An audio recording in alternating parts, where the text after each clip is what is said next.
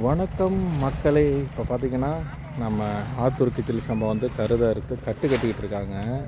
இப்போ இந்த பாருங்கள், இந்த பனைமட்டை இது எதுக்கு நான் வந்து ஆல்ரெடி வந்து தண்ணி நிறையா கிடக்கு. பார்த்திங்கன்னா தெரியும் எவ்வளோ தண்ணி கிடக்கு பாருங்கள் ஃபுல்லாக. ஸோ அது மாதிரி பனைமட்டையை போட்டுட்டு அது மேலே நம்ம நெல்லை வச்சு கட்டினோம் அப்படின்னா சீக்கிரத்தில் உங்களுக்கு ஈரமாகாது. அதுக்காக தான் பண்ணிகிட்ருக்காங்க. ஒரு கட்டு அப்படிங்கிறது இதாங்க. வேறு